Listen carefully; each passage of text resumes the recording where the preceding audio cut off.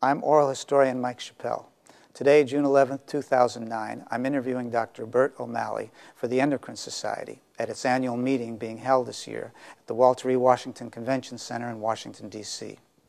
Dr. O'Malley is a past president of the Endocrine Society and a member of the National Academy of Sciences. Often referred to as the father of molecular endocrinology, Dr. O'Malley defined the primary molecular endocrine pathway for steroid hormone action and elucidated how nuclear receptors act in target cells. His lab pioneered the discovery of co-regulators and the co-activation theory for gene activation. He was also instrumental in establishing the journal Molecular Endocrinology, as well as being an initiator of what is now called team science. Currently, Dr. O'Malley is Tom Thompson Distinguished Service Professor and Chairman of the Department of Molecular and Cellular Biology, as well as Director of the Baylor Center for Reproductive Biology, Baylor College of Medicine, Baylor University. Dr. O'Malley, would you please tell me a little bit about your family background in Ireland? Sure. All grandparents came from Ireland. They matriculated to the United States in the late 19th century. Following the potato famine and the lack of real jobs there, the land was mostly owned by English landowners. They had barely room to cook anything or to raise any food, and they really needed work. And so that was, at that time, there was a tremendous exodus to the United States. So they came over, and on both sides, the biggest group was in the O'Malleys, in which many came over on my father's side. And they did the traditional things, worked in the steel mills, policemen, maybe a politician or two, whatever they could get jobs at. Where were they settling? Our family settled in immediate family in Pittsburgh, and we had some relatives in Chicago and New York and places like that, but most of them sort of settled in Pittsburgh. And at that time, Pittsburgh was a lot of industry, steel mills, coal mills, and there were a lot of jobs there, so that was a good place for them to come. What about further back in your family background in Ireland? Well, my clan that the O'Malleys came from was unusual in Ireland because our clan leader was the only woman that ever was a clan leader in Ireland, Grace O'Malley, or Grania Whale. And she is a historical, almost mythical figure in Ireland. And she was a pirate that preyed on English shipping along the Irish coast. And then the ships would chase her. She'd go into the inlets where there was a lot of rocky, hidden rocks and things, and English ships would run aground, and then she would come back and plunder them. And she was so successful that the only way to stop her was the Queen Elizabeth asked her to come to England and offered her to be knighted or to receive a ladyhood if she would no longer plunder English shipping, but she was free to work on the French or the Spanish. So she did that and grew a clan up in the northwestern part of Ireland.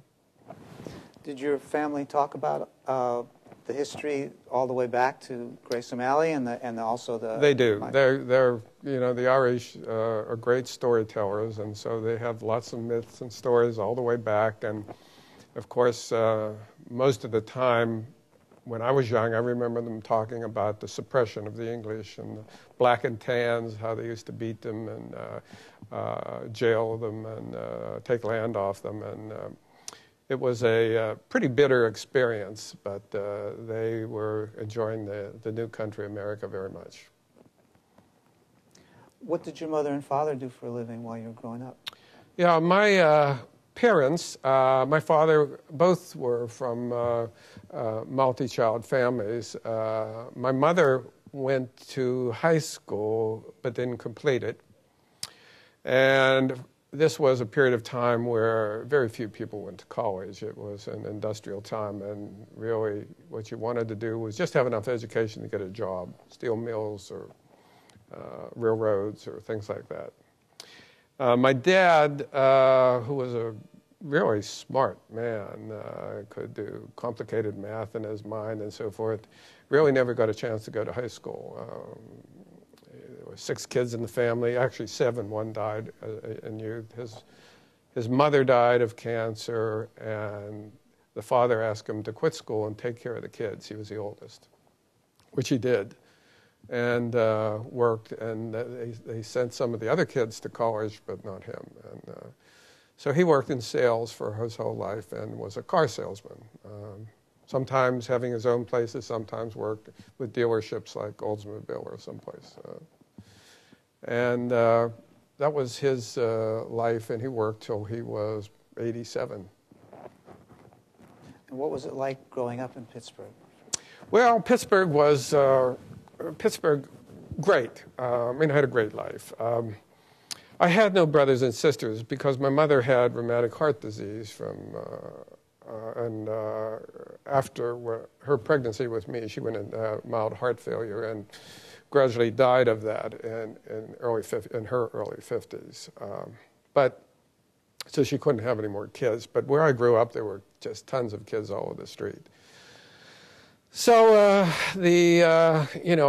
I became really aware of life, that was, I was born in '36, so that was the wartime. I remember the food stamps, the gas stamps, the ladies painting their legs with colors because they couldn't get nylon stockings.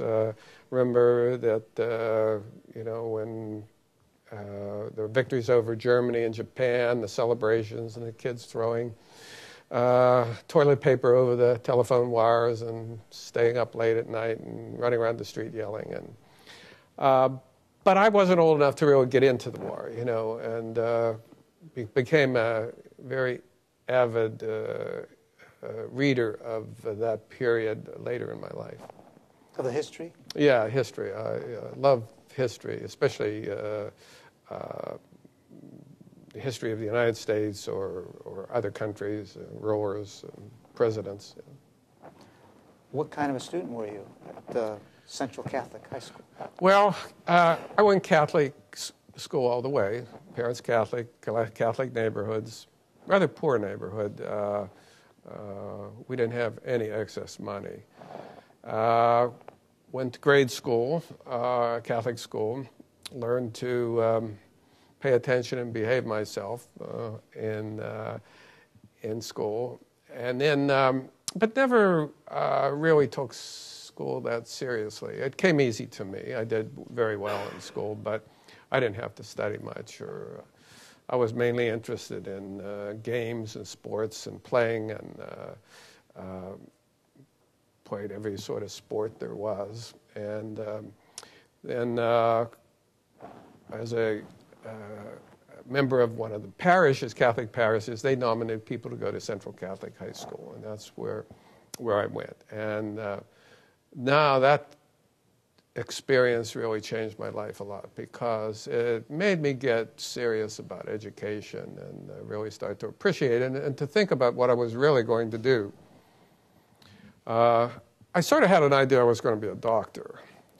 My mother, I think, encouraged that thought.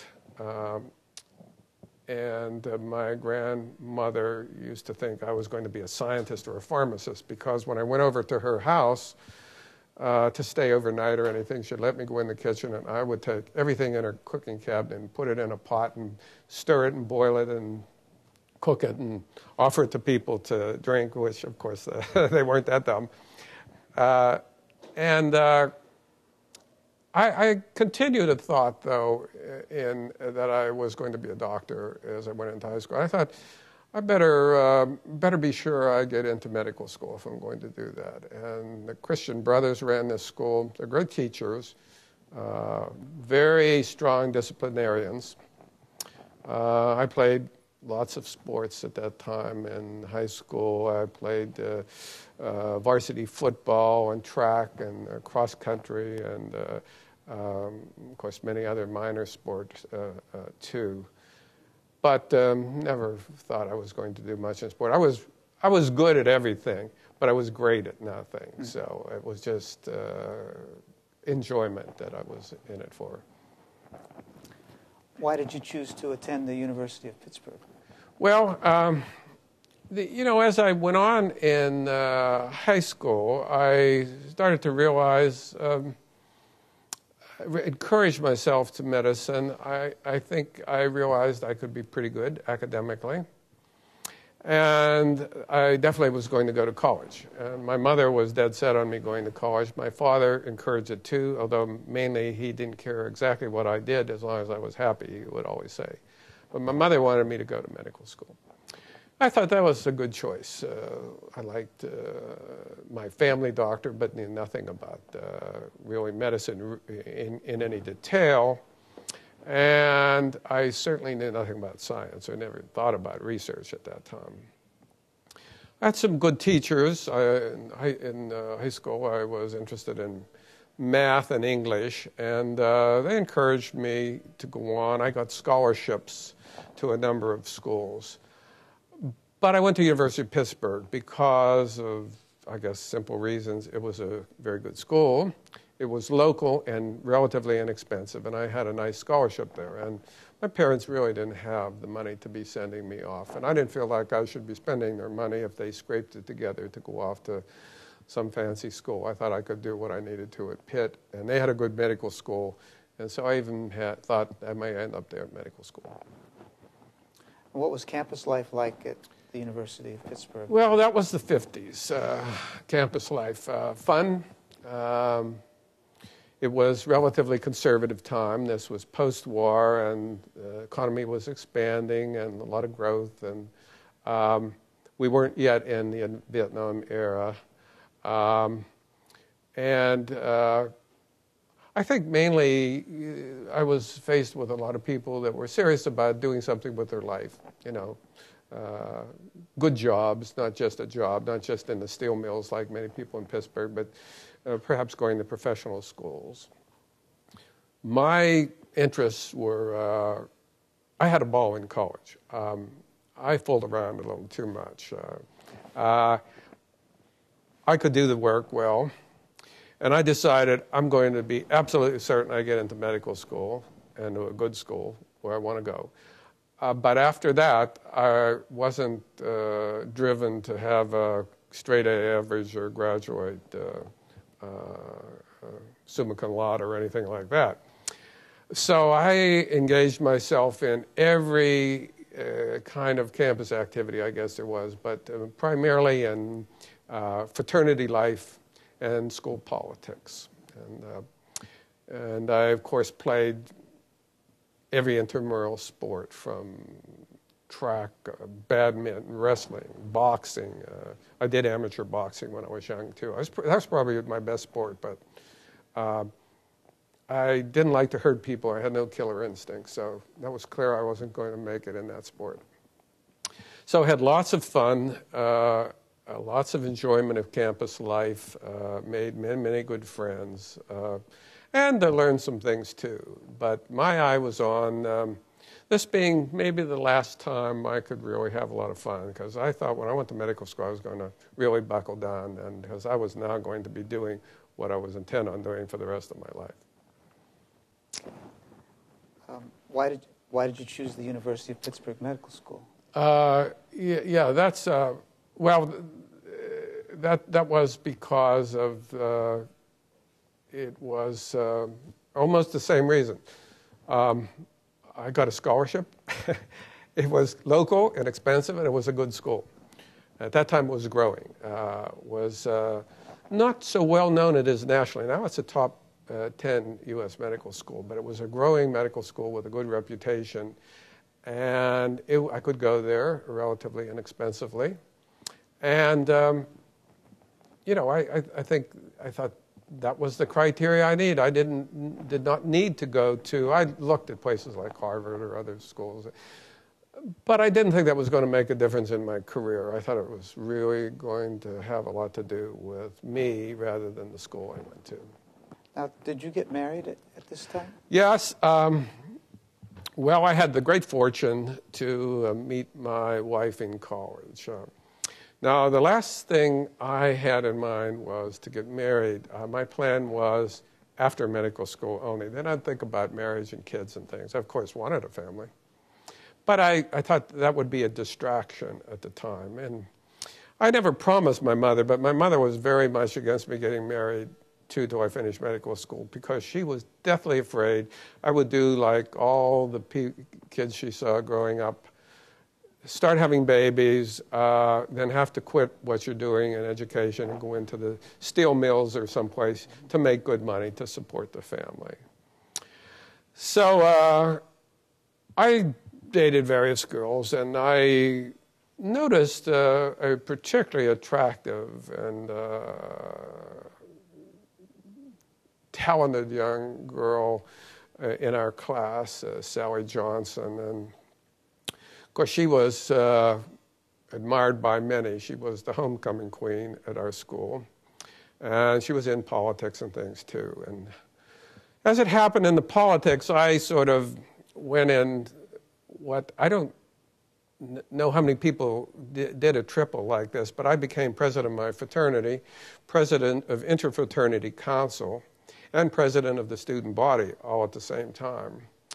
And these student body and the fraternities were antagonistic, so the fact I was president of the two antagonistic groups on campus was interesting. She was president of the women's body at a women's organization at Pitt. And I had seen her to say hello to, but we went to a leadership retreat after my junior year, before the senior year. And for the first time, I had a chance to talk to her one evening there. And on the way home, we kissed. And I don't know if it was love at first sight, but it was love at first kiss, because she was going steady with someone else. I was going with someone else. But after that, it was, I think, there was no doubt that we were going to end up together, and a few months later we got together and became steady partners in the senior year, and then decided to get married after the first year of medical school, which our two mothers were still very much against, but once eventually they realized we're going to do it anyway, so we got married. And what was her career? What's that? What was her career? Well, her career, she was she had many talents, but she was in education. She was a teacher, and she taught for some years when we first got married. She got out of college, and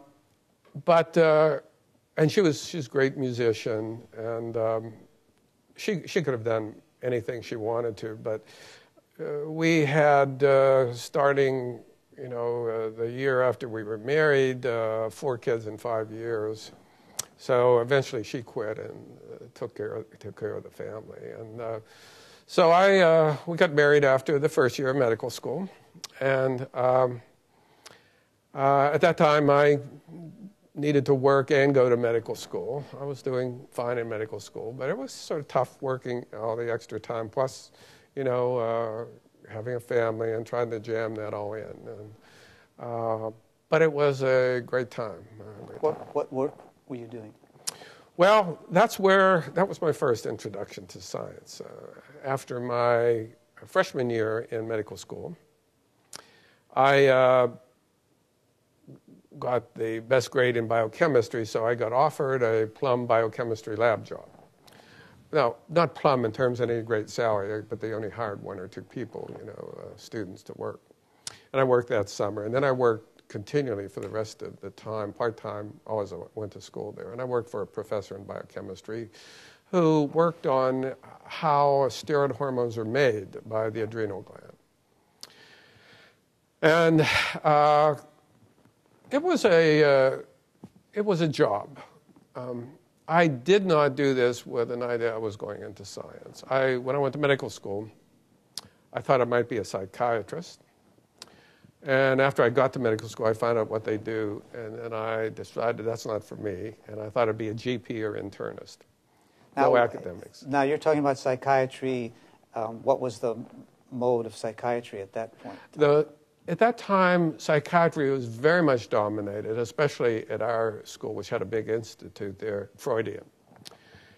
And I think I just couldn't buy the fact that mental illness had a lot to do with toilet training and Oedipus complex. I thought this has got to be something going on in the wiring or the chemicals in the brain. And of course, that is now realized to be the cause, but I didn't know exactly what was going on, but I just couldn't buy Freudian philosophy. So I decided I'd go and take care of people, you know, as a GP or an internist, and went on with my job because I needed the money, and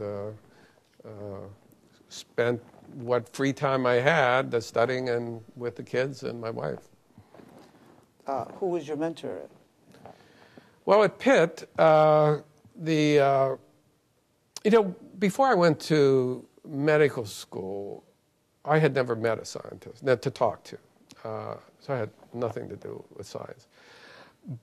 But there were three people in medical school that had an influence on me. One was Klaus Hoffmann, a major scientist, a member of the National Academy, who first synthesized one of the first hormones, ACTH.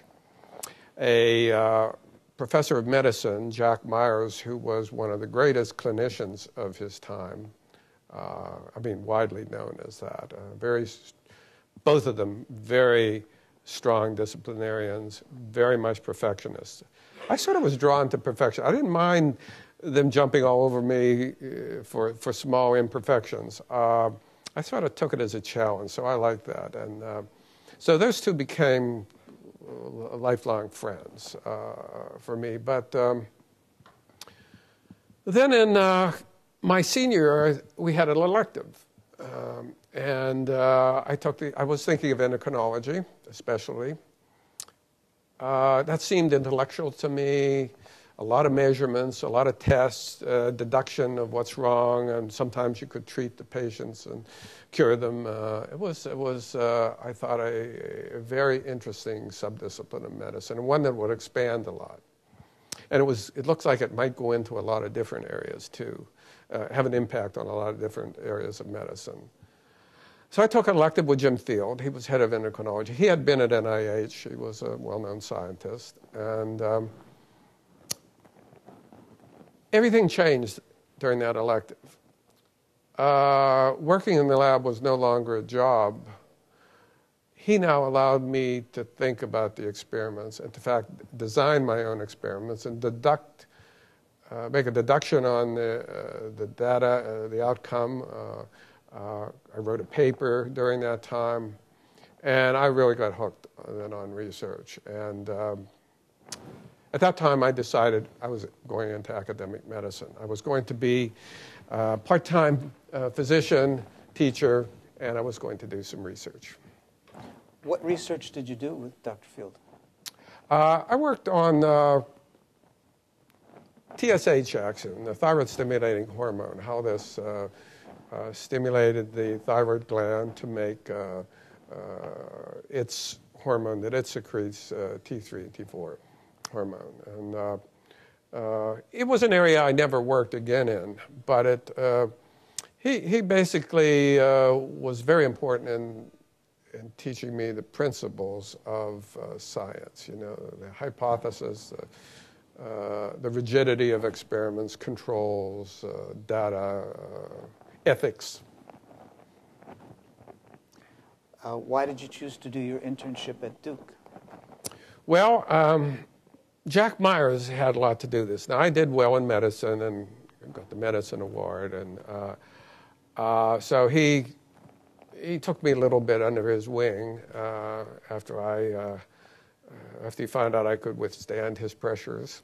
And he asked me what I was going to do, and I said, well, I was thinking of going to off somewhere, maybe in the Northeast for internship. And he said, well, He said, you could do that. You'll probably be able to get in good schools up there. He said, from where you're going to graduate, which I ended up graduating at Pitt first in my class. That's all fine and good, he said, but if you really want to learn medicine, you'll go to North Carolina, to Duke Hospital. They have a friend down there of mine, Gene Stead, who's one of the great teachers, and he's building a powerhouse hospital down in the middle of nowhere there. And in every 1 year you spend there, you'll learn 2 years of medicine. And I said, well, maybe I'll do that. And he said, well, you better go down there for an elective and see what it's like, though, because you want to be sure you know what you're getting into. They're going to work your butt off down there. And they did it. It was the best training in the United States at that time. And it was the most brutal internship residency in the United States. You worked long hours every day. You had 1/2 a day, weekend night off, which got off around 8:30 or 9.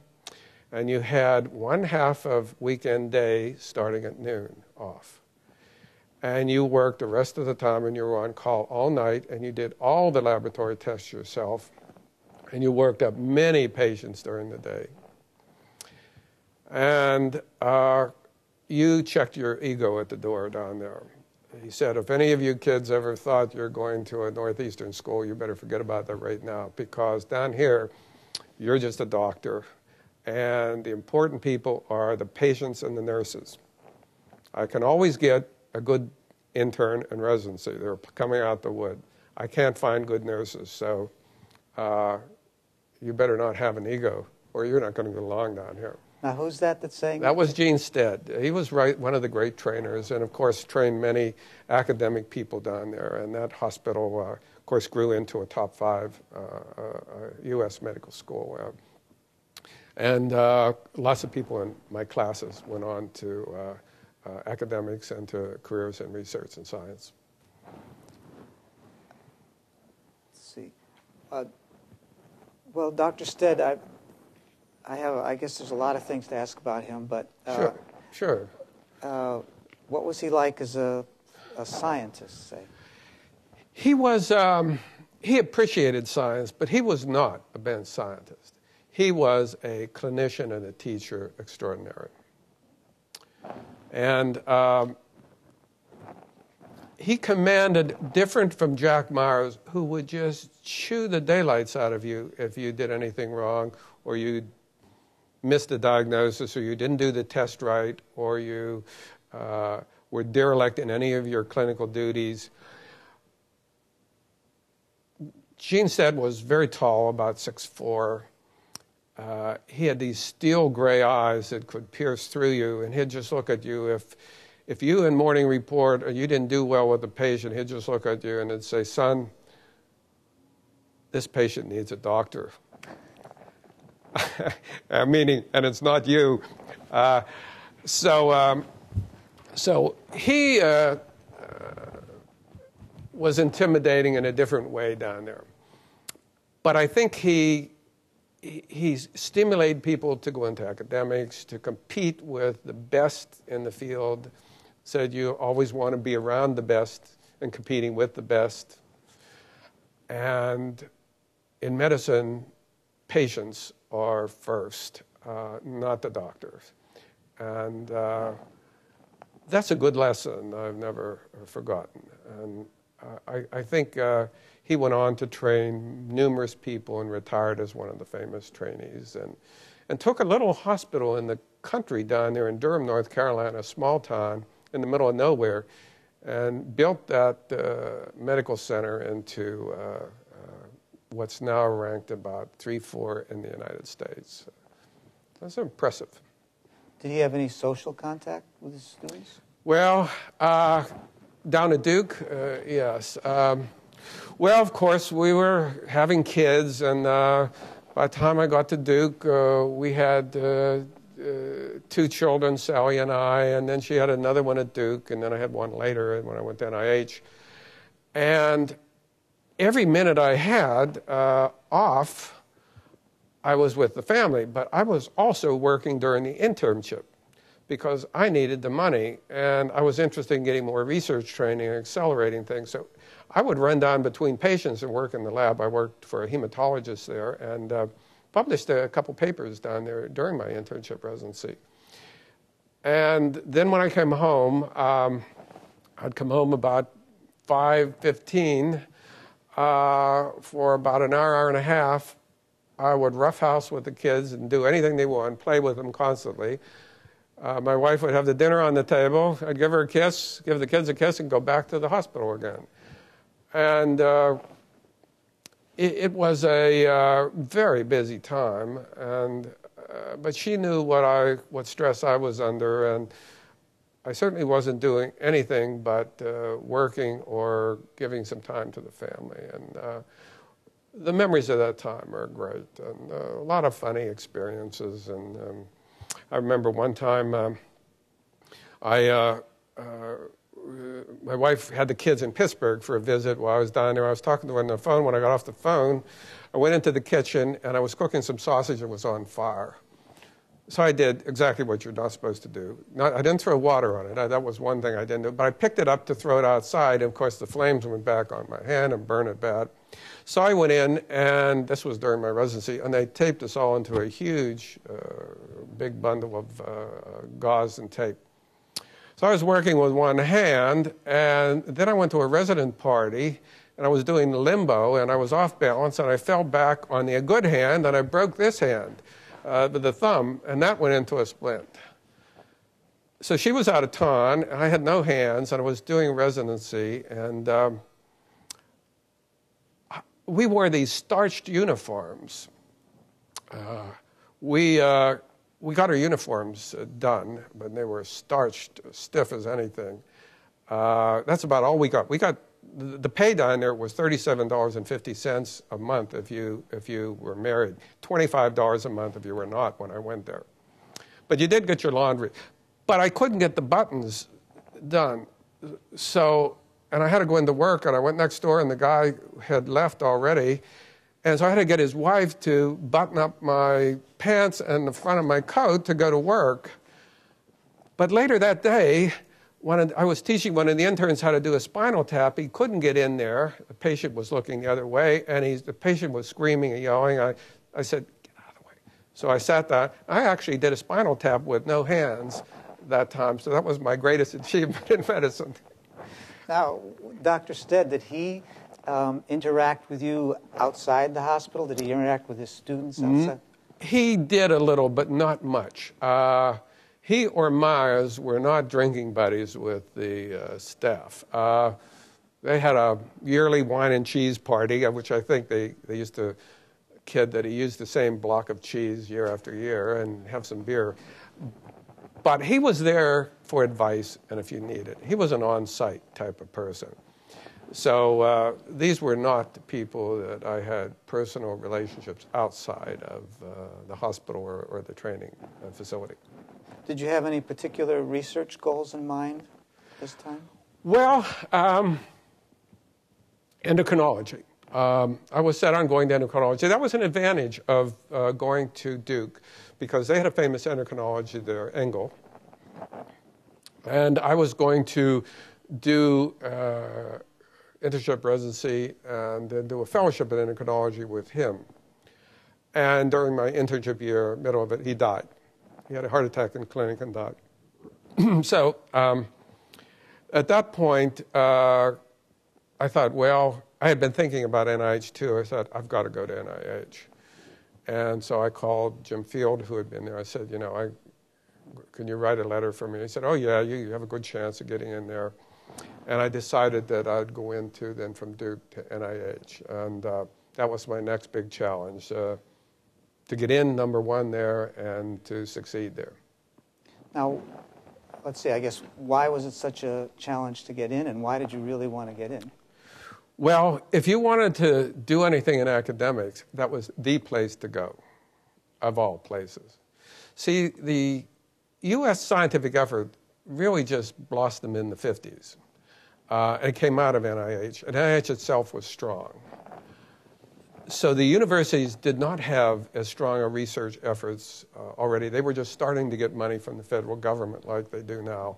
And eventually they became the strongest, and now are the strongest, not NIH. But at that time, it was NIH. But NIH was fed by the developing Vietnam War because you had to go to service. And if you went to NIH, you could get in the Public Health Service, which is a branch of the Navy, get a commission in the Navy, and that was your service time. And as young people, we weren't afraid of being shot at. You think you're immortal anywhere at that time. But what we did get, we would get 2-3 years of advanced training instead of just spending time in an Army hospital just taking care of patients. So this would accelerate our academic career. So every person that was any good all over the country wanted to get in there. And it was highly competitive. We went up there for a couple days of interviews at different places. And I got in. I didn't get my first choice. I wanted to go to a pure endocrine group in NIDDK, but I actually ended up in the National Cancer Institute in a branch, Mort Lipset, a new branch. It was endocrinology and cancer. I really didn't want to be associated with cancer. I wanted pure endocrinology. But I learned a lot about cancer at that time, and that ended up being a major interest of my future research. So that was fortuitous also.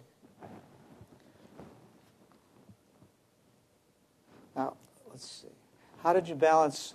Now, you're going to the NIH and you have a family. How are you able to balance your family life with the NIH work? Well, I had a little more time then than that internship. I mean, after Duke, I mean, working 12 hours a day was nothing. I mean, you know, you thought you were on vacation almost, especially if you could have a whole weekend day off or two here and there, and a vacation. Well, we had 4 kids then, and I had a very busy time. I was learning clinical endocrinology, and then my job as a clinical associate was to set up a research program and work in somebody's lab. And the head of the branch was Mort Lipset, who became a good friend and brilliant person. Again, not a lab bench type of person, but great judgment, very intuitive in science. And I decided to, well, first of all, I thought I was going to work on how steroids act. I had that in my mind for years throughout medical school. And I had this funny little idea. I would go in for, first I think I'd work for 6 months and crystallize steroids and learn about the chemistry of them. So I did that, but I didn't really like that. I was working with monkey urine, and that was terrible. Then I joined a young faculty member, Stan Korenman. And this was, again, a fortuitous type of interaction, good break. He had just come back to the branch, and he was setting up a branch. And he was going to work on how the chicken oviduct worked. And he was interested in hormone action, and I was. So we actually started working together. And he was great. He was very smart. We became good friends still. I just saw him the other day here at the meeting. He's doing fine. Why the chicken oviduct? Well, why the chicken oviduct? Well, first of all, that was an unusual model. At that time, people were interested in cell culture and maybe rats or something like that, and nobody was working on chicken. But Roy Hertz had been an old faculty member in the branch I was in, and he had done some work on the chicken oviduct, and he had some indications that it made some mucus material that might be egg white, and that it made it became antibacterial when you gave it hormones, which was from Avidin. And the setting was such that we might be able to show that hormones would cause the synthesis of a specific protein. Now, people knew that there was some general protein synthesis going on in cells at that time. This was very early era of molecular biology. But people did not have specific proteins they could look at. And the idea was, if we got a specific protein induced by a hormone, we could work backwards and see what was made to get from the hormone at the beginning and downstream at the end to the protein. and we could box it in. We could look at the pathway. And so we made antibodies, Stan and I injected, she came in 2, 3 in the morning, at night injected chickens, and it was again a busy time, a lot of laughs in retrospect about it. And things went quite well, and we did show that you could induce some specific proteins. He worked more with ovalbumin, me with avidin, and then suddenly one of the senior people in the branch left, Bill O'Dell. Went out to set up a new hospital endocrine system at the UCLA, and he offered Stan Corman a job, and he left.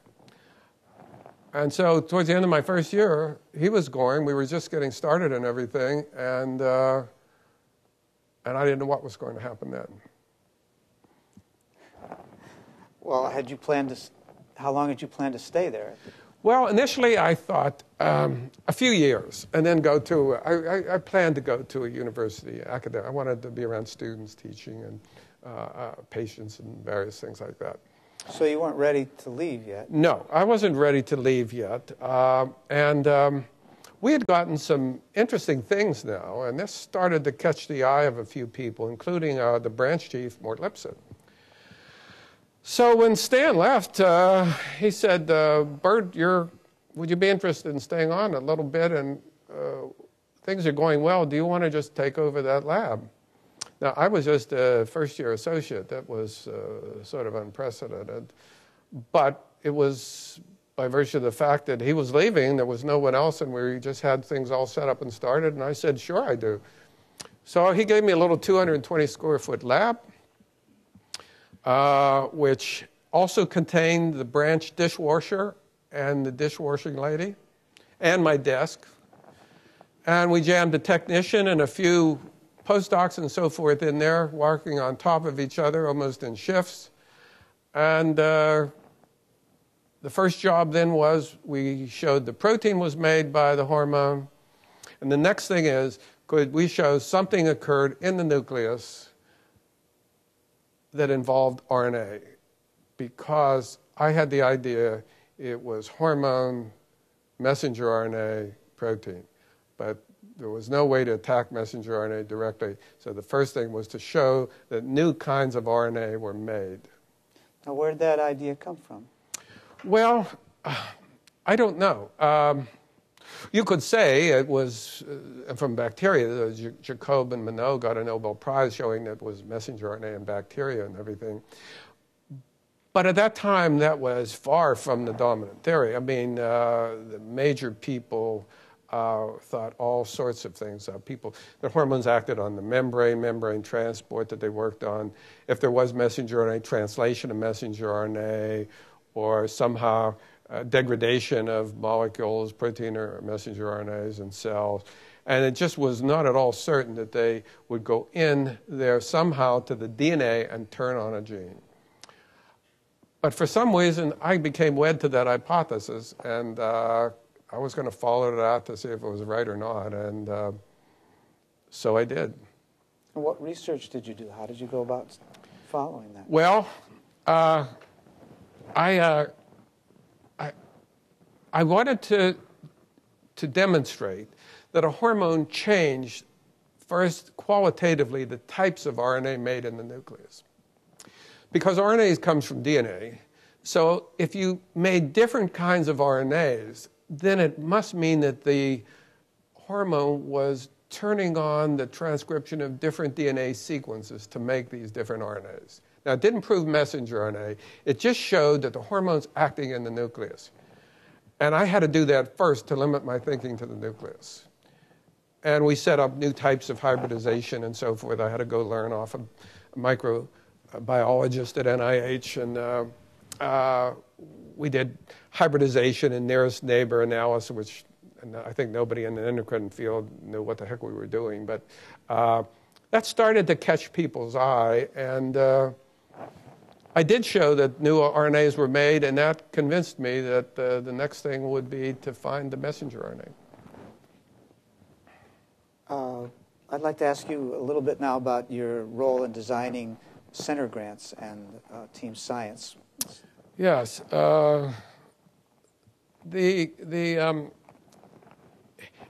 at NIH, I got on a committee appointed by National Institute of Child Health and Human Development. They were thinking of creating some kind of centers or team science, and I became a strong advisor to the head of NIH at this time. And the principle was pretty simple, which I believed in, and that's why I was enthusiastic about it, that a center is not where you have a big lab with everybody working together in the same lab. A center or team, the best team science, is you assemble 5 or 6 different people which have their own special areas of interest, their own programs, and then you cross over between the programs. Your discussion, your principles, and even collaborations and data and so forth. And this became the center concept that after I left NIH, I actually applied for the first NIH center and got it because I knew what to say for it. I had helped write the program rules, and I've had one ever since. And they've now very popular, and we've introduced them to Baylor later on in my life when I moved there too. Okay, so this work on team science was at the same time you were there at the NIH doing your research? Well, I didn't start working on the team science. That happened after I left. But the principles were devised at that time. Okay, but that's what you were doing? I felt that would be the fastest way to accelerate the pace of discovery.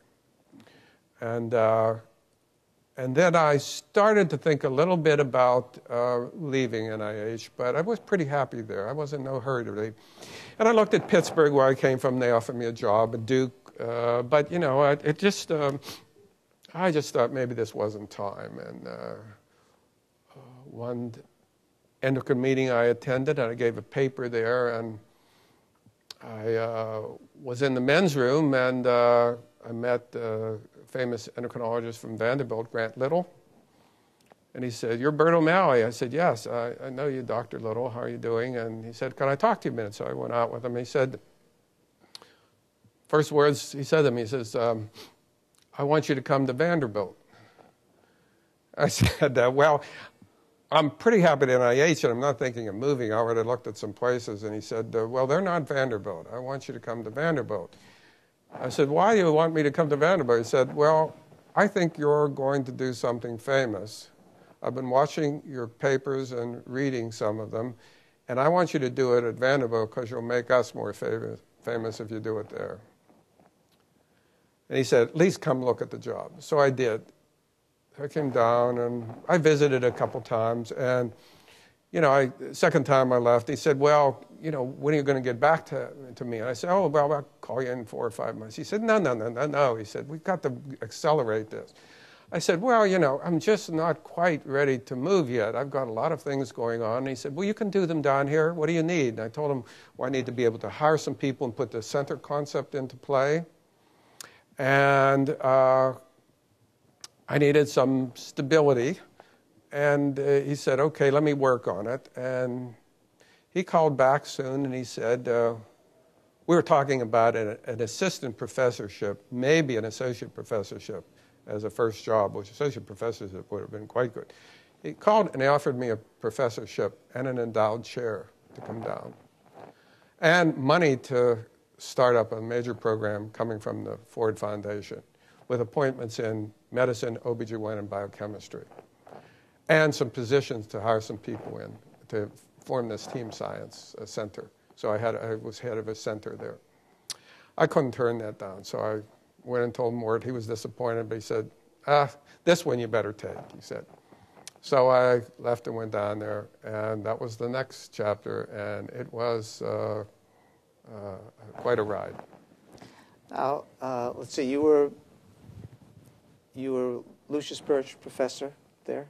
Yes. And director of reproductive biology? That's right. Okay. Would you sketch out the reproductive biology center when you arrived?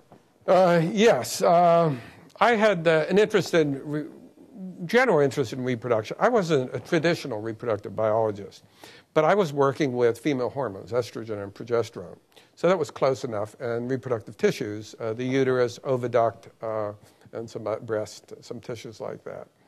So I fit the general model of the new branching area of molecular reproduction. So I actually oriented the center to that, and that was a new break in reproduction. And there was some question initially by people that the site visit team that came back to look at it. What's the chicken have to do with the humans? You know, I mean, we really would like to find out what these hormones do in humans. And I said, look, I convinced them that if you find out how a hormone works in any cell, just really how it works, those principles are going to be repeated in all species.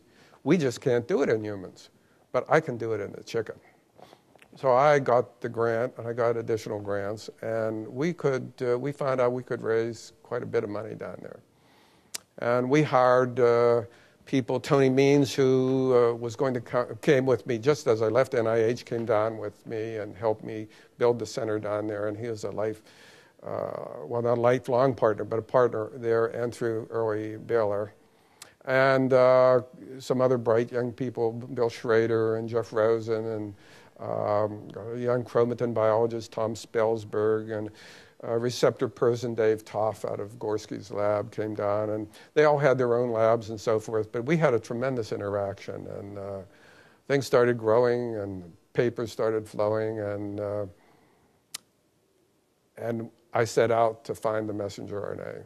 I was going to ask you, that was your research goal? Yes. And would you sum up again what you had accomplished at the NIH right before you... Basically, when I left the NIH, we had, at least to my satisfaction, not to necessarily everybody's, proven that the hormone acts in the nucleus. So now I could forget about the rest of the cell and concentrate on the nucleus. And of course, in the nucleus, there's DNA and synthetic reactions, which is RNA. And that really put me right where I thought I wanted to be. And the next thing I had to do, and someone had to do, was show a hormone could cause the accumulation of a specific messenger RNA off a specific gene.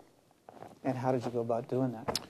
Well, there weren't really methods to do that at that time. We set up translation assays, and Tony Means and I worked very closely on this, and also Jeff Rosen and Bill Schrader. I worked more on the receptor side at that time. But we were really mostly after the messenger RNA then. And the first assays were a little scary. We were using millions and millions of radioactive counts, putting it into a tissue. And we were getting what we thought was the message with 50 counts in it. And this is sort of dangerous in terms of what you would call a background in the assay. We were sure we had it, but it was such a small amount being made in our translation system, where we translated the message and made the protein, that we were just barely over the detectable background. And then we had a little breakthrough where we learned how to purify that one step, and suddenly the counts jumped up to 400 or 500, and later into the thousands, and we were on our way. And we showed both that estrogen-induced ovalbumin messenger RNA and progesterone-induced avidin messenger RNA, and we finished that first goal there at Vanderbilt. So you had the messenger RNA then? Yes, we did, yeah. And did you come up against any dogma at that time? Well, we came up against all the other dogma that existed. Science is suspicious of new observations. It should be. They make you prove it over and over to the nth detail. And there were some other interpretations. People said, well, maybe it's really not the synthesis. Maybe you're just changing the half-life of the message, and it's accumulating and increasing that way. And this is not working at the DNA level, like you say. I argued mathematically this was impossible because you could calculate the there was virtually no messenger RNA in the cell before the hormone, and it accumulated to such a high level so fast that you could, and you could measure the half-life of the message, that you could not mathematically do this. And that still was not quite, that was a mathematical proof, though, rather than an actual proof. And later we had to go on to actually measure the exact number of molecules in the cell and to show that it was all new synthesis. Now, is it possible at that time that you could have been mistaken? Sure. It was possible to be mistaken all the time. And I don't certainly want to give the impression that everything I ever thought was right. Not. My mind changed many times, and I had been wrong different times. But I was right on this, fortunately. And what if you had I guess wrong? with youth, you don't fear being wrong. You fear not moving forward and doing what you really think is right and making the deduction you think is correct. What if you had been wrong? Well, I would have had a short career, and I would have been taking patients now into my office instead of talking to you. What happened to the field after this? Well, that was, at the same time, Elwood Jensen's work was going on with receptors. And we were working some with receptors, too, but he was the major domo in that area. And we realized, I realized, that they'd come together, that the hormone was probably going into the cell, binding the receptor. The receptor was going on, it was actually the molecule binding to the DNA, and then that event was inducing the messenger RNA, and that was the pathway. So I think our next effort over the 70s was to prove that was the pathway in this system. Why did you move your lab group to Baylor in 1973? Well, when I went to Vanderbilt, I expected to be there a lot longer, but it ended up only being a little over 4 years. I think we were a product of our own success. The lab grew so much, so many trainees, the faculty programs of others grew, and we just ran out of space. And people kept saying, Bert, we can't work in this. We've got to have more space, and why don't we move, you know? Because there is no space at Vanderbilt. And Vanderbilt was very nice about it. They did not want us to go, but they had no space. There was no place to put us, except where we were. And we just were jam-packed in there. Was that Grant Lytle still? Oh, was that? Was that Grant Lytle still? Grant Lytle, yes, yes. And he was very disappointed. I was leaving, of course, but he tried to do some complicated things to keep us there, you know, and you know, I didn't want more salary money. I didn't want more research money. Well, Grant Lytle was disappointed I was leaving, and so were other people. We had good friends at Vanderbilt. Finally, I decided we had to move somewhere. So I looked at 3 opportunities. We had some good ones at the time: Rockefeller, Harvard, or Baylor College of Medicine in Houston. So, of course, Rockefeller and Harvard were very famous at the time. And Baylor was a little bit of a, I don't know, a frontier town at the time, growing, a medical school and hospital that was famous for cardiac surgery, but not much science. So I looked at the 3 places, and I guess a lot of people were surprised I picked Baylor College of Medicine. I just had I wanted flexibility and an ability to do new things. And, you know, at Rockefeller, the attitude was, here's the way we do it at Rockefeller. I mean, it was a good job, good money, good salary, but, you know, you have to sort of fit in. This is the Rockefeller style. At Harvard, I mean, I was talking to people, and I find that this person's fighting with that person, and, you know, I could collaborate. Well, don't collaborate with him. Collaborate with him over there. And I just didn't have a good feel for the places. And Baylor offered me good money, and I could bring my people that wanted to come, and we brought 7 of them. key people were, again, Means and Rosen and Schrader that came down with us. But Spelsberg went off to Mayo, which he established a good career. Dave Toft went to Mayo Clinic, also established a laboratory. And Frank Kittle, the other person in the group, decided to stay at Vanderbilt. He said he's getting too old to move around. And he had a good career down there. And so we're off to the cow town in Houston to make our fortune. And it was, in some respects, more than I bargained for, but it was very successful. Did you consider any other place? Oh, I'm sorry. Let's see. What was the state of the department and the center when you arrived? Well, no center, and I was going to form a new department, and I wanted to form a department of cell biology, which was sort of a new just discipline, right, at the present time. That was, we put all kinds of things in the cell together, and I thought I'd move the center there, too, and have a center there, which they wanted me to do that.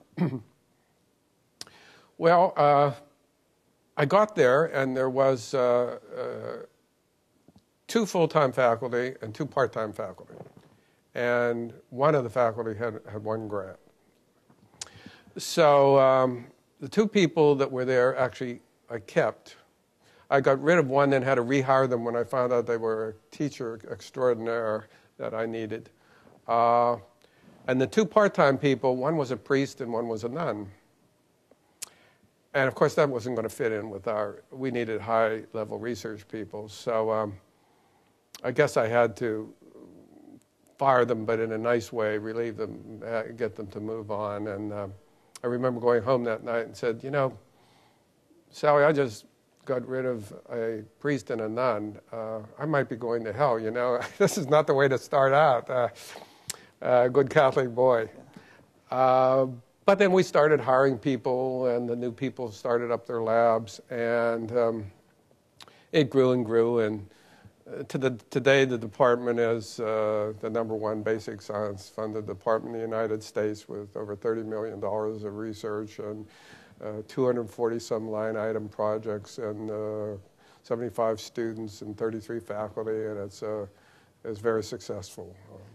Now, did you have goals for molecular and cellular biology beyond your department at that point? Were you yes. Well, I was convinced that molecular biology needed to be brought out of bacteria or yeast into the animal world and into humans, and that the principles were the same.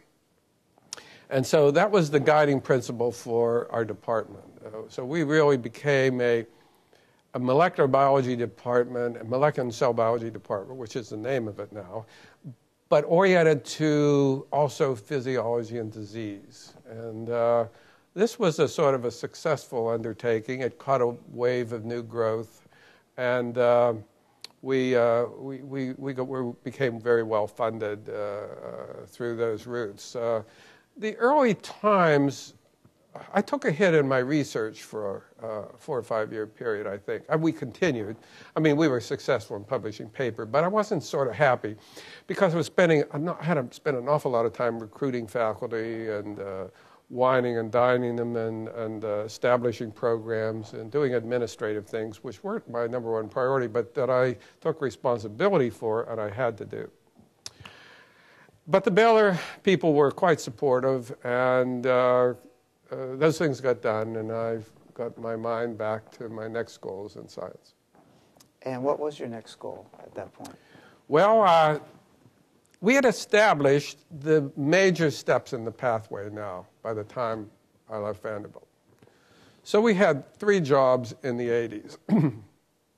One is to substantiate that. When you come up with a hypothesis and then data and then a theory that you develop, you can't just publish it once and then say that's it. You've got to keep supporting that, and you've got to keep going into more detail on it to convince people. And then eventually they buy it. Nobody buys it off one publication or one announcement. So we stayed on that, and we developed, we got into the new cloning technologies, and we began some of the first labs of cloning genes, and we cloned the target genes for the hormones like ovalbumin and avidin. And we had developed ways of measuring the number of molecules of a message in the cell and looking at the actual synthesis rate of the hormone, things we needed to tidy up the pathway. But all this time, I had my mind on a missing link to all this. And the missing link were the co-regulators or the co-activators. How did you know that there was a missing link? Well, again, it was some lucky deduction or logic in my mind. I call it logic. That as I started to think about this at the time at Vanderbilt and the message, I thought, you know, things are very complicated in the nucleus, and turning on a gene has got to be a complicated process. And it's not going to be just the hormone and receptor does this. There must be a lot of helper proteins. So we began looking for proteins we called, at that time, acceptor proteins. They would accept the receptor onto the DNA, help it on the DNA, and help it do its function. We actually devised assays, Tom Spelsberg and I, assays, and we actually showed there is a fraction of the proteins that do this in the nucleus. But we could never purify them.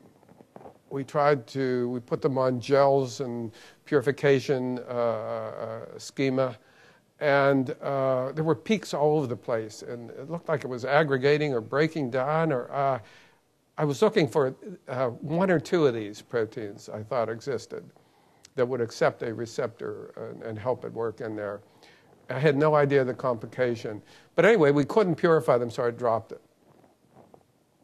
But it was in the back of my mind all through the 80s while we were working with Bill Schrader on purifying receptors and showing that a hormone, when it binds to a receptor, changes its shape and becomes an inactive form. And we cloned receptors. Orla Keneally in the laboratory did this, cloned progesterone receptor. And of course, other labs were cloning receptors. We weren't the first to do that. We found out, you know, some more things about how the receptor is activated, and that you could activate it with mechanisms other than hormones, which was exciting, by ligand-independent mechanisms. What happened with that aspect of it, the ligand independent? Well, that was like it was a side issue. But again, it got us mired in a lot of controversy. I mean, we had helped with others build a dogma up that the receptors are hormone-activated molecules. And they bind hormone, which they did, and the hormone activates them. And the fact that they could be activated without hormone by other pathways in the cell was very surprising. And you know, that was some studies done with Bill Schrader and Nancy Weigel and so forth in the laboratory. And when we published that, some people chose to ignore it, and others just to doubt that it was true, that we're doing something wrong. But we eventually did show that was correct. And in fact, that's now known as crosstalk, where a pathway, say from a hormone that works at the membrane level, can send signals through kinases and phosphorylation cascades down to the receptor, activate it without the hormone either, and then the hormone goes and does its job on genes. So that was a fun thing. But what I really was after at that time were the co-activators. And how did you go about getting them? Well, I had a bright young postdoc, Donald McDonald, part of the Irish connection. We had a lot of people come from Ireland for a period of time there. And they were very good workers in the lab. We started working in yeast. He went away to get trained in yeast, a plant, and then came back to the lab. And we started working in yeast to develop the principles that such a thing as a receptor, hormone receptor, co-activator or co-repressor existed. And we established this in yeast. And he published two key publications that solidified our thinking that this was true. And now, when was this? this was all in the we started in the late 80s, and this was in the early 90s. And then what we really needed to do was to find from a human cell or mammalian cell, we needed to find a specific coactivator, clone it, and prove that it existed. And when did you do that? Well, we started that in around 93, postdoc Sergio Nate in the lab, and in collaboration with two of my really long-term collaborators since I came to Baylor, Ming and Sophia Tsai. Wonderful people, wonderful collaborators. And Donald had then left. He went off to Duke, and Sergio used some new yeast 2 hybrid methods, and we were good at cloning. And to make a long story short, we cloned the first of these hormone receptor coactivators, SRC1, steroid receptor coactivator 1. And that was very exciting. Now, could you explain a little more about what SRC1 actually does? Sure. Well, so the coactivators are the helper molecules for receptors. So the hormone comes into a cell, binds to the receptor, changes its conformation to an active form. The receptor goes on to DNA and searches up and down the DNA to find the genes that it's to turn on or off. And then it has one more job. It does not do this directly. It does it by recruiting other proteins called coactivators to turn on the gene or co-repressors to turn off the gene. And we established the biochemical evidence that co-repressors existed and that we cloned the coactivator all in 1 year. So we had a good year there at that time. And this molecule then again, when you took it away from cells, the hormone didn't turn genes on. When you gave it back, it worked again. If you gave extra of it, it worked turned the gene on very high. And we had other criteria for proof of a coactivator, all of which were satisfied. And we published that in Science of that year. And very quickly, though, we knew we had to do one other thing. We had to prove this wasn't some phenomenon of cell culture, but that it happened also in living animals. And a young postdoc, Jae-Ming Hsu, made deletions of SRC1 and another member of the family, SRC3, genes in mice, and showed that if you take those out of the mice, delete those genes, the hormones will no longer work. They become resistant to hormones. So we now had coupled in the cell evidence with the animal evidence. And this meant some resistance, but basically, I think people were ready to believe this, and it achieved pretty good acceptance and a lot of notoriety at the time. So had this then completed your goal that you had, I guess, since the NIH days? Had you arrived at this point? In a sense, yes.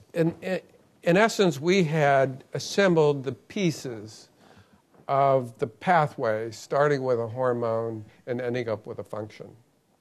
And that was the missing link now, the co-activator or co-repressors, which we call as a group co-regulators. But when this happened, some strange things started to occur. I had people working in the lab, and we quickly cloned another coactivator, and then another one, and then another one. And some other people started cloning them, and the numbers started growing, and I started to think, what are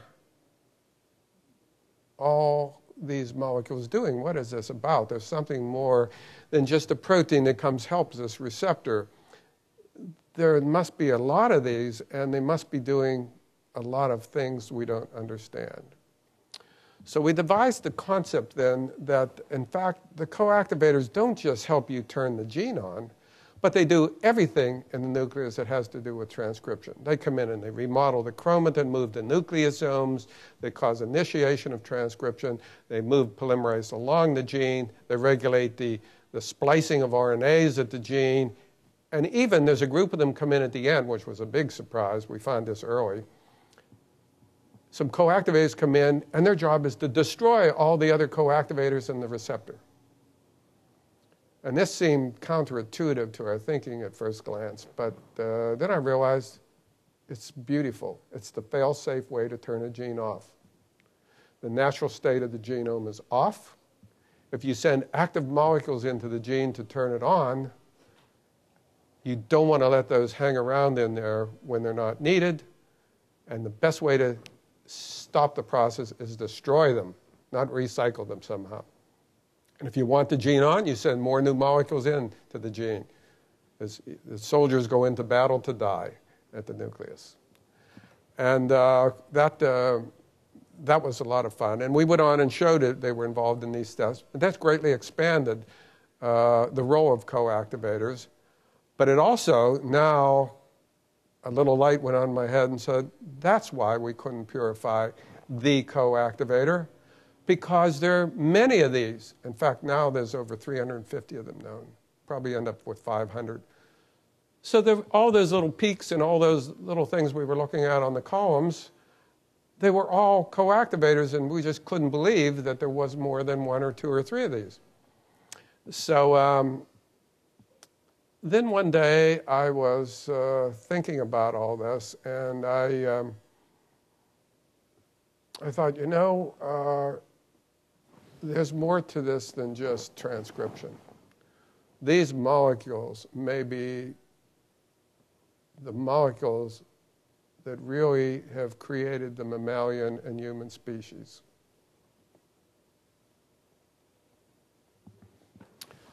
Well, at this point, you have all these co-regulators, and you have this. You've looked at each one of these steps that the co-regulators can do. Did you build those up one at a time and then come to the overall concept, or did you have the overall concept and then you started to plug in all the different things that they could do?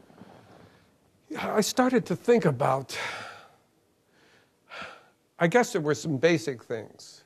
We were learning about the human genome at the time. We were learning that there's a surprisingly few number of genes in the human genome. Now there's only around 20,000 plus genes. And a yeast cell, a fungus, or a worm has the same number of genes. Look at what we can do compared to them. So it's not the number of genes. Somehow, we know how to play the piano a lot better. So if you think of genes as instead of the 20,000 genes, but there's 88 keys on a piano. And the combination of the keys is what produces sound, and of course the combinations together produce function, which is music. And that's essentially, I started to think, that's what the co-regulators are doing. They are assembling the groups of genes to work together, not to just turn them on and off, but they've evolved these individual coactivators to produce functional goals in the cell. Goals such as inflammation, growth, reproductive processes, cell death, processes that are in metabolism, that are inherent parts of our physiology, but that require the coordinated actions of many genes. And that these may be the missing master genes. Excuse me just for a second. I know you're right in the middle of a thought. No. But, following up with the piano analogy, so you're going from playing individual notes to like playing chords. Right. And okay. chords, and then chords together for a musical piece, and eventually a symphony. And it's beautiful when you think about it. I remember in 1969, I was reading an article in Science written by Britton and Davidson. It was a theoretical article, no data. And they postulated there was some sort of master genes that sat above all the genes in the cell, and that they could perform major functions. They could put the genes together for functions. It was ignored because no data ever came out really for it. And one day that popped into my mind. I thought, that's what they are. That's why they evolved. We're working with all the things they do on transcription and so forth. That's the details, but there's a big picture here. The big picture is, why do they exist? And what functional advantage does that provide to humans that other species don't have?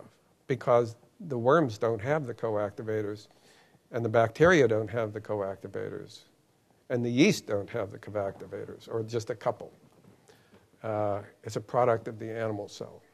So the yeast and the other things you just mentioned, they're playing single notes. They're not playing the chords. Yes. Or they're not. Yep. Yeah. And they're playing notes in succession, and there's some interaction. Like one of the genes, one of the notes may produce something that goes over there and turns another gene on. But they can't get the simultaneous coordination that a master molecule coming in could do. And you'd say, why have it all in one protein? Well, why not? That's the way to coordinate it best. If you have one protein responsible for coordinating the genes, then nothing gets out of sync. If you activate that protein and you signal to that coactivator, and that makes different transcription factors or receptors work together on different genes, now you put everything together in the same time frame you need for a response. Okay, so the master gene. So I have written about that, and after some smiles initially from people, I think people are starting to. They're not smiling about it anymore. They're thinking, well, maybe they are. Is that where it is right now? It's yeah, maybe I think they so. are, or? I think it's. I would say it's mild acceptance. Okay. Can we leave that area of work now, or is there more to say about? I'll say one more thing. Then I started to think, how did we evolve? And that if the animal species have these and others don't, why did they have them, and what were the driving forces? And the driving forces are metabolism and growth and the response to food and so forth. And then we got into what are the signaling pathways that activate these. And so we then went on to show that many stimuli from the environment can activate these coactivators, and each of them produces a different code in the coactivator. And it's a post-translational modification code like phosphorylation or ubiquitination or acetylation or something. And this code in the protein makes it work with different sets of genes. So all the way outside of the cell and from our environment, signals can come from there all the way down to the gene, and again use the same coactivators, but when they're coded differently, they go to different genes, and they do different functions. So that's where we are now, and it's the last thing I'd say is, along with that thought, you realize if these are that important, then they're going to be really important for disease. So in the last few years and for near future, we work a lot on how diseases co-opt these coactivators or co-repressors to their own purposes. And in fact, of the 350 known coactivators now, about 185 of them have already shown to be themselves to be important in human disease.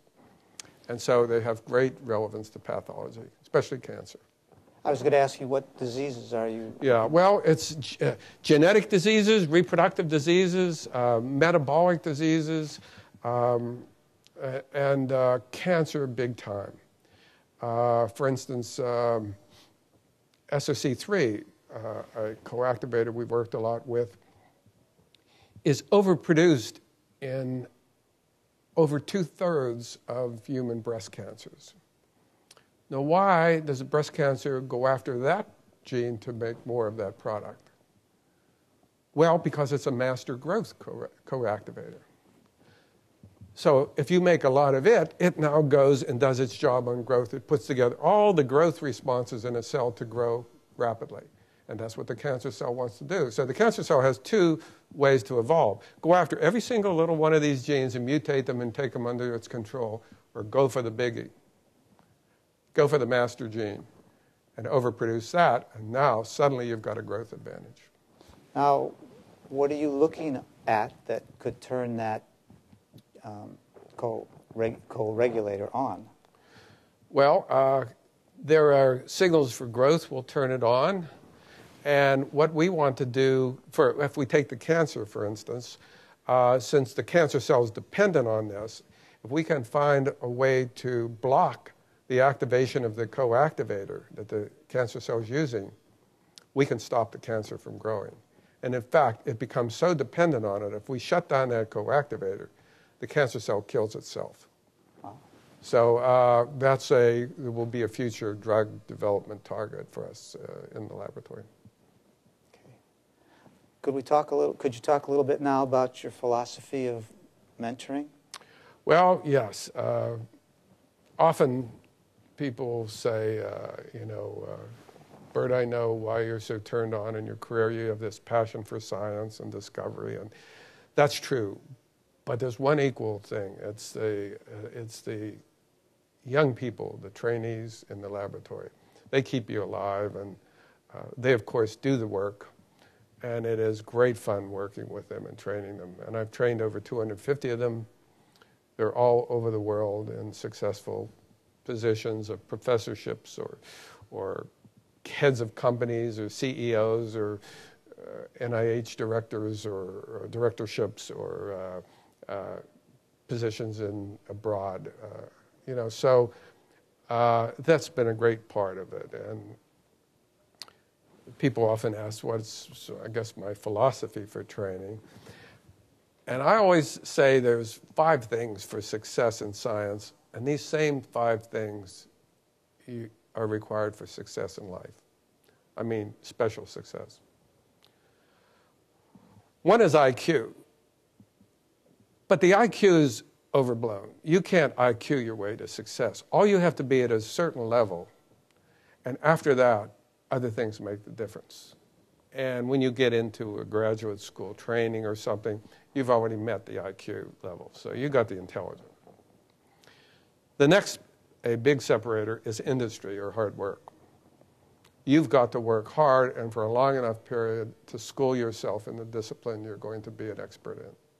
And if you're not going to put the time in and you're not going to be compassionate and dedicated to it, you're not going to achieve your ultimate success. You can have some success, but you won't hit your capacity. The third thing is judgment.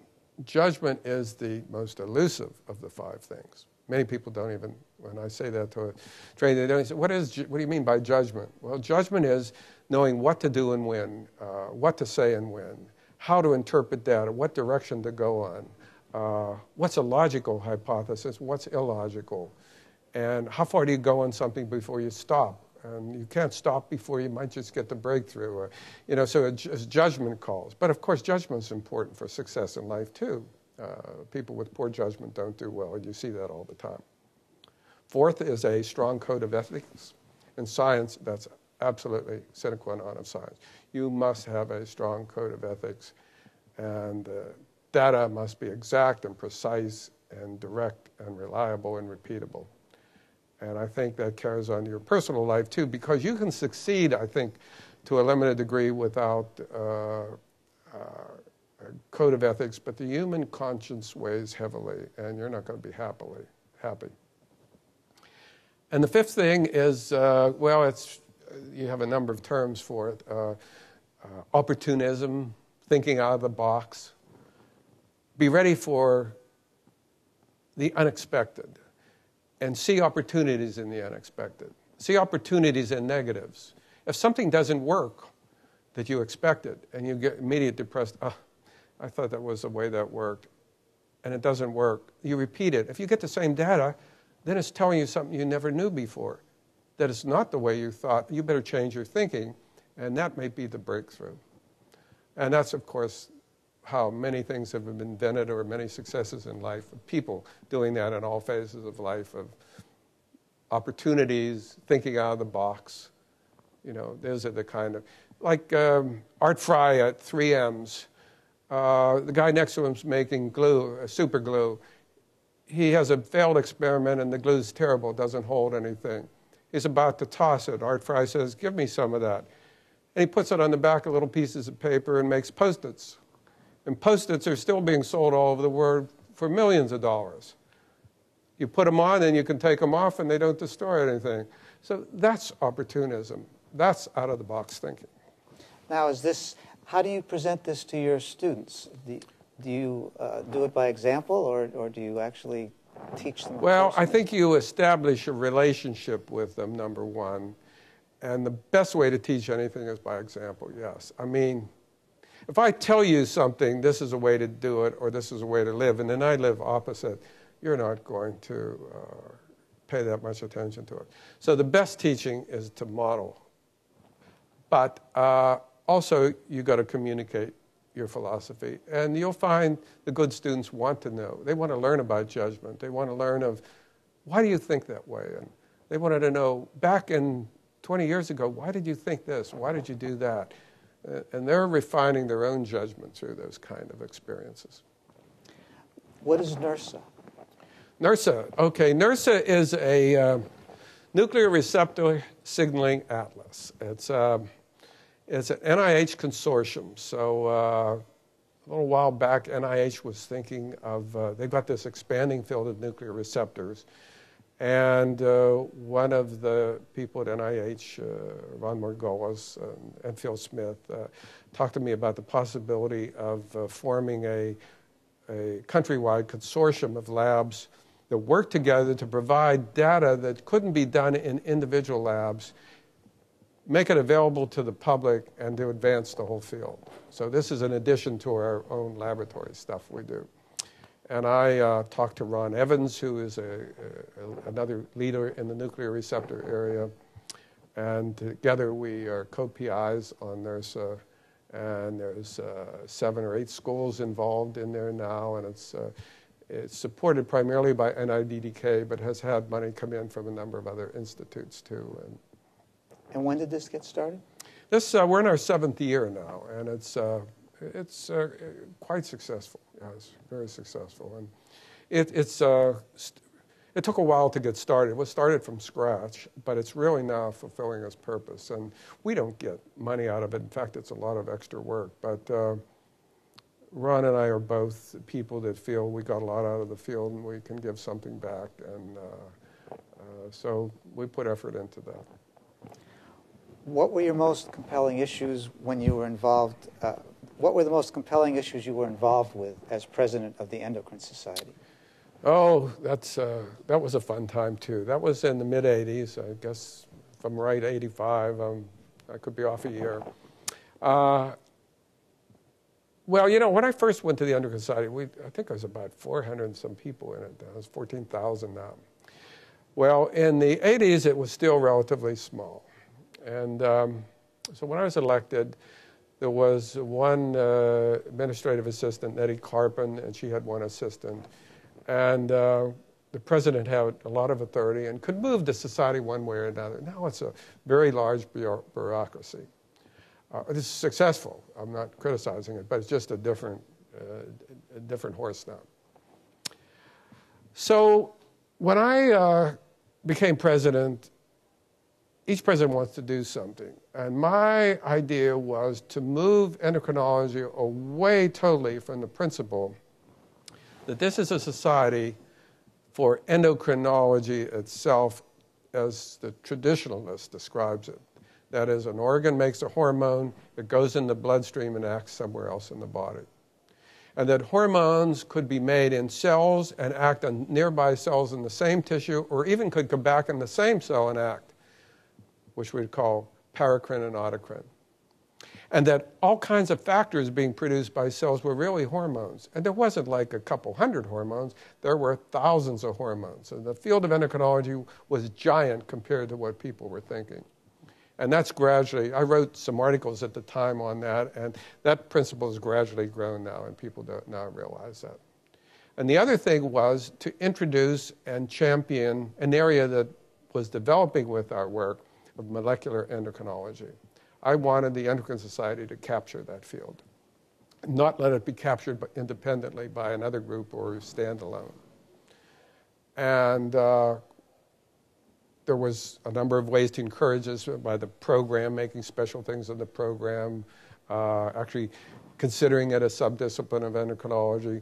But one of the ways I thought I could establish this was to have a journal called Molecular Endocrinology, so that we now had our clinical endocrinology journal, our fundamental biological endocrinology journal, and a new journal, Molecular Endocrinology. So I pushed that through with good support from my council members, but a lot of pushback from the publications committee, which thought, well, I don't know if this is going to be successful, and why do we need another journal? And they were not clear about the whole field of molecular endocrinology at that time, but I just did everything possible to push it through, and of course it's a major part of endocrinology now, and quite successful, I think, the journal. What are your current views of the field? Oh, current views are very positive. Endocrinology is like a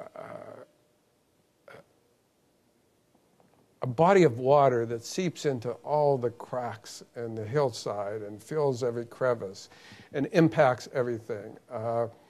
It has extended from a field dealing with a limited number of hormones, but it's in everything now. I mean, it's a major force in cancer and inflammation and metabolism and genetics and reproduction and the brain. The brain's the new area going forward too.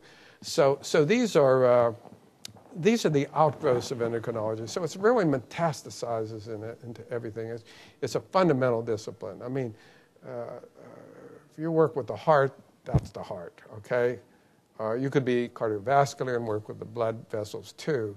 But with endocrinology, you're into every organ, every function in the body. And it's very exciting for that reason. And a field which, in hormone action, in the 1960s, there would probably have been a couple hundred people in that general field now. And the last I looked, which was a few years ago, was over 100,000 people working in that field worldwide. So it's really grown. So how hormones work has had great interest to people, but primarily because when you know how they work, you encourage the drug companies to find new ways to develop new drugs for new diseases or old diseases. And you also have new intervention ideas for diseases. And lots of new drugs and so forth have come out of the field. And, just the nuclear receptor area, which I work on, I believe something like 25% of the prescription drugs in the United States work through those kind of receptors. So it has a big impact. And it's been nice to see the pharmaceutical companies grab hold of this and make a lot of new agents to turn on receptors or turn off receptors. And the next challenge will be to how to turn on and off co-regulators. Thank you.